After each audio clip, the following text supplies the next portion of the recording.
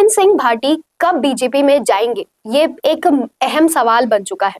तो इसी मुद्दे पे हम चर्चा करेंगे। नमस्कार दोस्तों, मैं हूं पलक और आप देखना शुरू कर चुके हैं संवाद भारत का भारत के लिए। और हमारे साथ इस खास चर्चा में हमारे साथ है editor in chief Varun sir. तो आपको क्या लगता है कि बीजेपी कब, रविंद्र सिंह भाटी कब बीजेपी में जाएंगे? देखिए, ये सवाल वाकई बहुत बड़ा सवाल बन चुका है राजस्थान की राजनीति का, क्योंकि कहीं ना कहीं रविंद्र सिंह भाटी की जैसे ही राजनीति में आए थे, सबसे पहली बात जो उनके बारे में हुई थी वो यही थी कि उन्होंने सबसे पहले एबीवीपी से टिकट मांगा था, छात्र संघ के जब वो नेता थे। उसके बाद उन्होंने बीजेपी से टिकट मांगा, बीजेपी ने नहीं दिया। और फिर उन्होंने बीजेपी से टिकट मांगा, तब भी नहीं दिया। तब वो निर्दलीय खड़े हुए शिव में, और उसके बाद उन्होंने निर्दलीय ही नागौर का लोकसभा चुनाव भी लड़ा। लेकिन आज भी उनकी मानसिकता पूरी तरह से बीजेपी वाली मानसिकता है। जब लोकसभा चुनाव खत्म हुआ तो हर कोई सोच रहा था कि अब ये बीजेपी में जाएंगे, तब ये बीजेपी में जाएंगे, लेकिन अब कहीं से भी लग नहीं रहा कि वो बीजेपी में जाएंगे। ऐसे में एक बड़ा सवाल और उठता है कि अगर सत्तारूढ़ पार्टी में वो नहीं हुए तो अपने काम कैसे कराएंगे, क्योंकि कहीं ना कहीं ये सच है कि सत्ता वाली पार्टी के लोग ही अपने काम करा पाते हैं। ऐसे में ये सवाल उठता है कि भाई वो अपने काम कैसे कराएंगे। लेकिन सबसे बड़ी बात मैं आपको इसके जवाब में एक ही चीज बताता हूं कि रविंद्र सिंह भाटी अगर काम कराए या नहीं कराए, ऐसा तो नहीं है कि बिल्कुल भी काम शिव में होगा ही नहीं। जितना अलॉटमेंट है उतना काम तो होगा, लेकिन जनता असल में ये चाहती है कि जनप्रतिनिधि ऐसा हो जो उनके मुद्दे तो सुने, उनकी परेशानियों में उनके साथ तो आए। वो रविंद्र सिंह भाटी लगातार कर रहे हैं। दूसरा, वो युवा है। और तीसरी एक सबसे बड़ी बात यह है कि वो क्योंकि बीजेपी और कांग्रेस दोनों से ही अभी एसोसिएटेड नहीं है, तो लोगों को और ज्यादा उम्मीद बनती है कि ये दोनों पार्टियां तो सिर्फ दिलासा देती है, काम अगर कोई कराएगा तो यही होगा। दूसरा एक बड़ा उदाहरण इस मामले में हनुमान बेनीवाल का भी है। हनुमान बेनीवाल जब बीजेपी और कांग्रेस दोनों में नहीं थे और जब उनका एनडीए से गठबंधन टूट भी गया था, तो भी वो किसी भी तरीके से नागौर में काम करवा के लाए थे। तो काम करवाने वाला काम करवा लेता है, उसके तरीके वो जान लेता है। और यही वो कारण है कि रविंद्र सिंह भाटी कहीं ना कहीं अपना वर्चस्व कायम रखते हैं, लोगों के साथ खड़े रहते हैं, डाउन टू अर्थ रहते हैं, और इसीलिए लगातार नागौर समेत पूरे शिव की राजनीति में चमकते जा रहे हैं। तो सर, इनको रविंद्र सिंह भाटी जी को कितना टाइम लगेगा आने में बीजेपी में? देखिए, ये तो नहीं कहा जा सकता, क्योंकि ये समीकरण राजनीतिक समीकरण है कि भाई अभी समीकरण बैठ गए, अभी रविंद्र सिंह भाटी को अंदर ले लिया, नहीं बैठे तो नहीं लिया। लेकिन मेरा कहना यह है कि रविंद्र सिंह भाटी के बीजेपी में जाने से ज्यादा फायदा बीजेपी को है। रविंद्र सिंह भाटी अगर निर्दलीय भी रहते हैं तो भी उनकी लोकप्रियता लगातार बढ़ ही रही है। आप देखिए, बिना कोई इलेक्शन हुए भी वो लगातार सुर्खियों में रहते हैं। वो जनता जहां परेशान है वहां जाते हैं, उनसे मिलते हैं। वो विधानसभा में सबसे ज्यादा निडर होके हर विषय, जो विषय काम का है, उसमें बोलते हैं। कहने का मतलब ये, वो आज भी अपनी छाप हर जगह छोड़ रहे हैं। तो वो अगर बीजेपी नहीं भी ज्वाइन करते या बहुत ज्यादा टाइम भी लगता है, तो भी मुझे नहीं लगता कि कोई खास दिक्कत है। तो सर, क्या कई लोगों की चिंता है कि अगर वो बीजेपी में नहीं गए तो शिव में काम कौन करेगा? देखिए, ये चिंता बहुत लाजमी है कि बीजेपी शिव में काम कैसे होगा। लेकिन जैसा कि मैंने आपको बताया कि भाई अगर वो नहीं भी जाते बीजेपी में, तो भी नागौर हमारे पास एग्जाम्पल है जहां पर हनुमान बेनीवाल ने बिना बीजेपी कांग्रेस में हुए भी काम कराया है, तो वो काम करा सकते हैं। दूसरी बात ये कि अगर वो बीजेपी में नहीं है और कहीं ना कहीं से, चाहे रविंद्र सिंह भाटी कराएं या राठौड़ कराएं या किसी भी तरीके से, शिव में काम तो हो रहा है। और जो बजट में अलॉटमेंट है उतना काम तो शिव में हो ही रहा है। लेकिन समझना पड़ेगा हमें जनता की साइकोलॉजी को। जनता ये नहीं चाहती कि सारा काम हो जाए, और कभी हो भी नहीं सकता। वो हमेशा थोड़ा बहुत तो डिले होता ही है। लेकिन जनता चाहती है कि कम से कम जनप्रतिनिधि उनसे मिले तो सही, उनकी समस्या सुने तो सही। जो रविंद्र सिंह भाटी कर रहे हैं, तो वो चीजें वहां पे सॉल्व हो जाती है।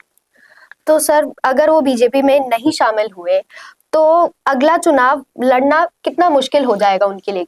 देखिए, रविंद्र सिंह भाटी के लिए अगला चुनाव लड़ना और भी ज्यादा आसान होगा। वो मैं इसलिए कह रहा हूं क्योंकि उनकी लोकप्रियता दिन प्रतिदिन बढ़ती जा रही है। आमतौर पे जहां पर नॉन इलेक्शन के टाइम नेता एकदम कोई काम नहीं करते, कोई उनकी प्रगति नहीं देखी जाती, कोई उनकी लोकप्रियता नहीं होती, कोई उनके बारे में बात नहीं होती, उसके बिल्कुल उलट रविंद्र सिंह भाटी किसी भी दिन ऐसा नहीं होता कि उनकी चर्चा ना हो।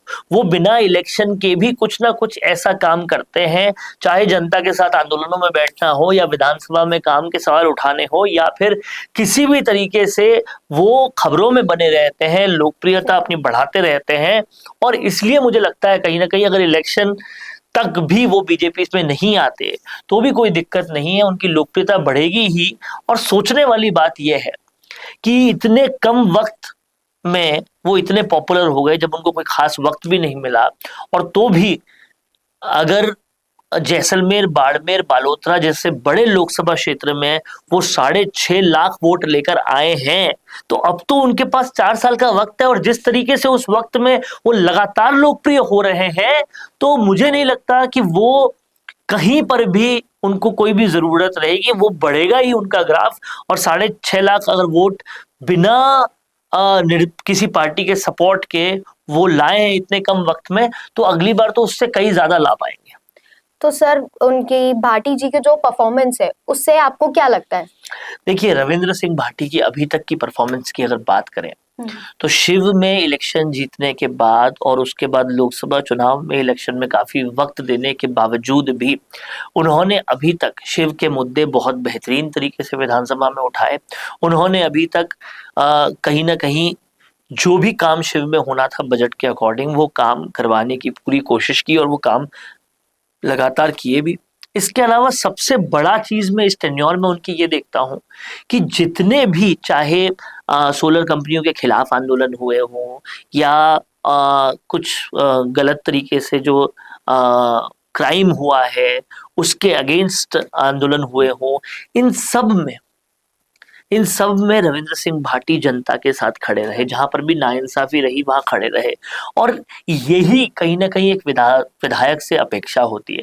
दूसरा सबसे बड़ी बात यह है कि उन्होंने अपने युवा होने का, अपने जोशीले होने का पूरा फायदा जनता को दिया है।